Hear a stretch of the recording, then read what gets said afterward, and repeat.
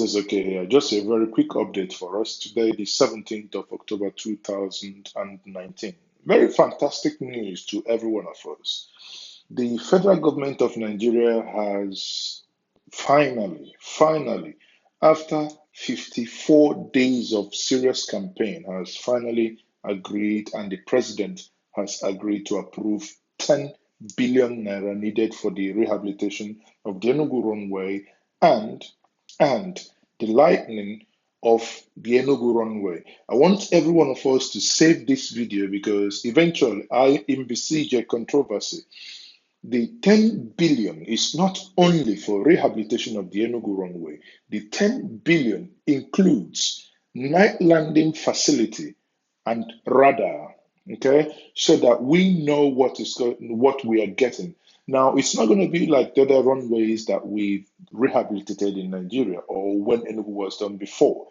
I would say at that time we were asleep. This time around, we must continue. The campaign continues. The campaign doesn't stop. That the president has said that he's going to give us, or he's going to get 10 billion approved for that to be done doesn't mean necessarily that that is already the money is already in the bank. No. So tomorrow, part of the things is going to happen that the campaign will definitely change. Campaign will change. We are going to still ask the question. We will be asking the question that this Enugu International Airport be done and be done on time.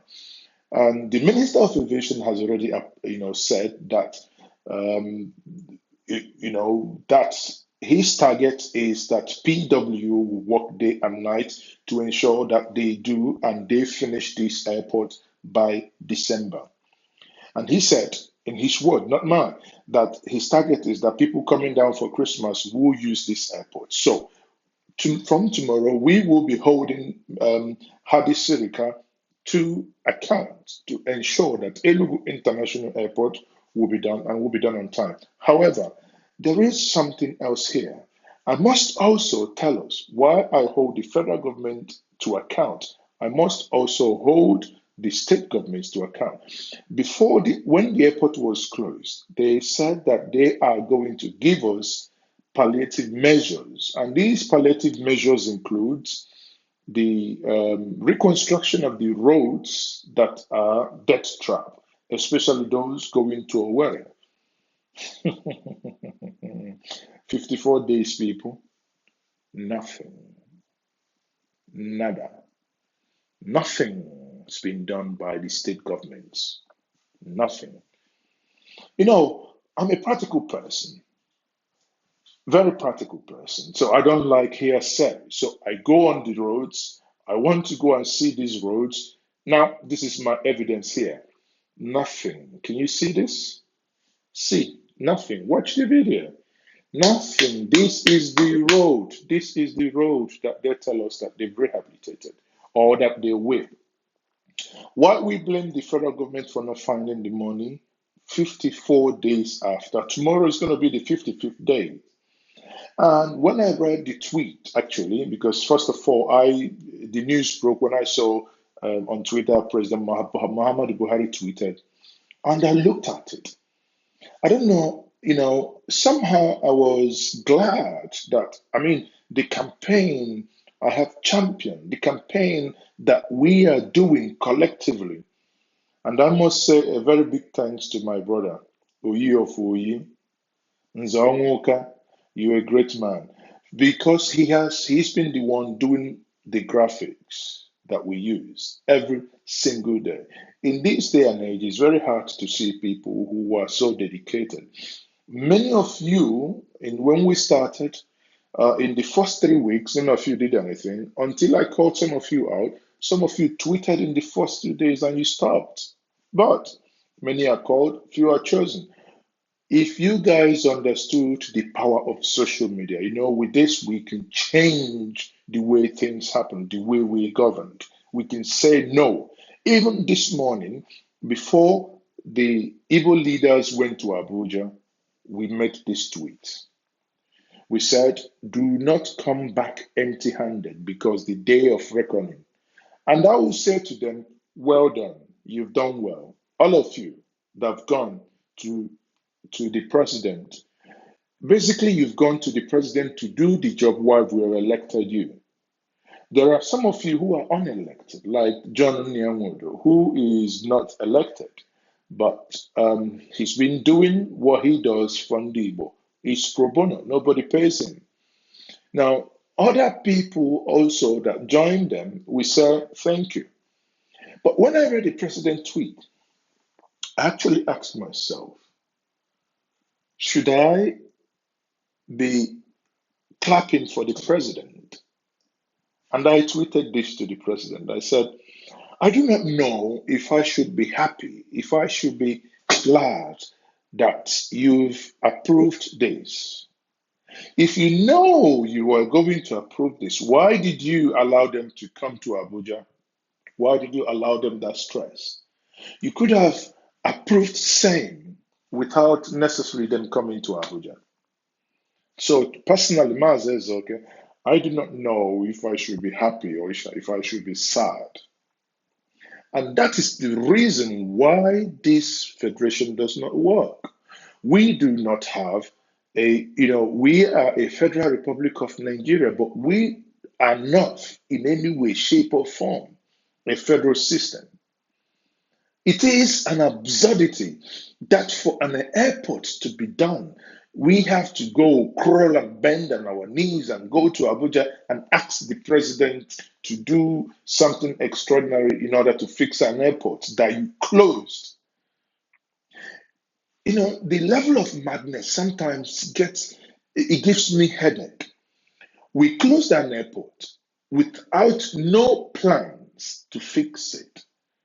So why did we close the airport? Why? Why did we close the airport? But hey, we closed the airport. The quick update is the president has promised that he's going to avail the money. This is once more his tweet, and the airport will be hopefully, that's another campaign starting tomorrow, the 18th. If God's willing, tomorrow Friday, if we are alive, then we will start the new campaign saying to Hadi Sirika, you promised to deliver this airport before Christmas. We still demand that this airport be delivered before Christmas. It must be delivered on time, and this time around, it must be delivered with the night landing facilities. That is the only way that airport can truly become an international airport. That aircrafts from Europe, from America, could actually fly into Enugu, and truly it shall become an international airport.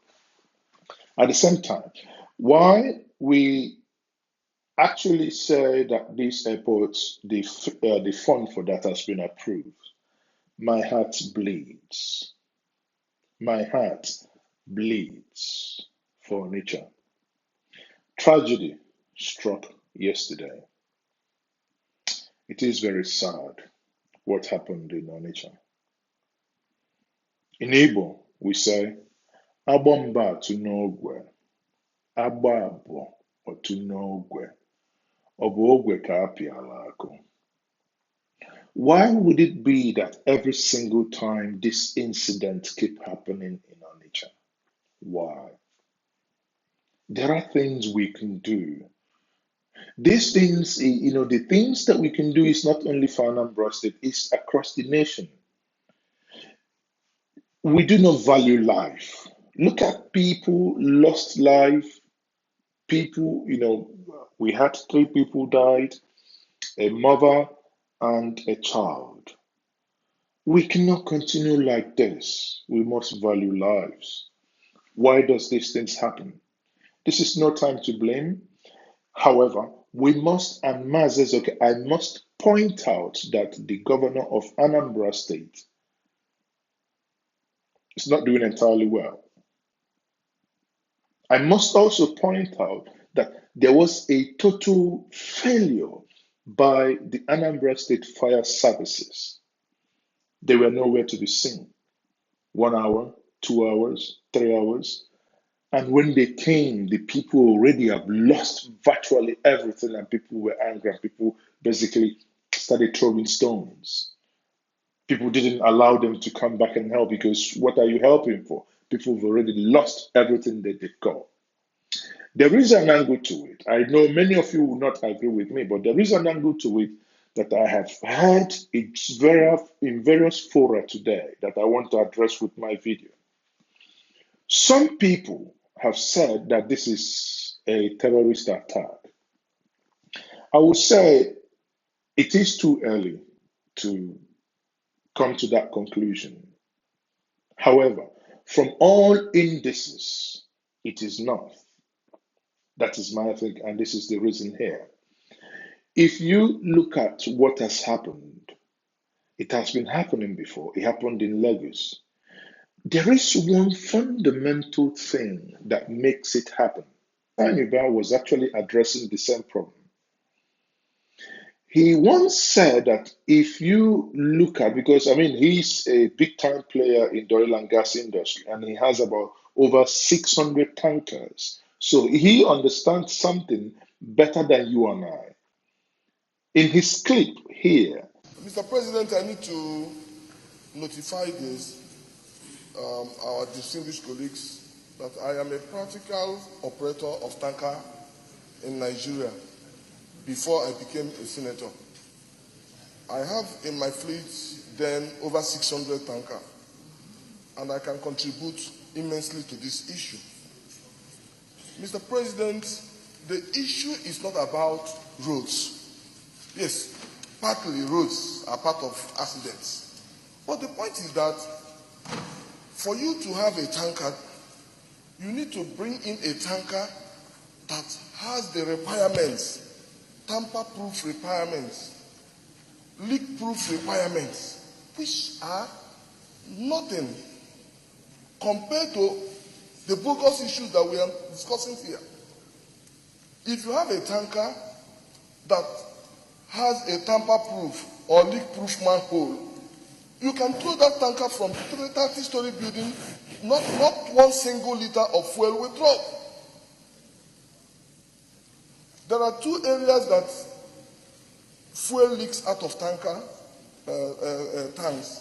From the manhole, which is three in almost all the tankers, and then from the discharging hose, discharging valves.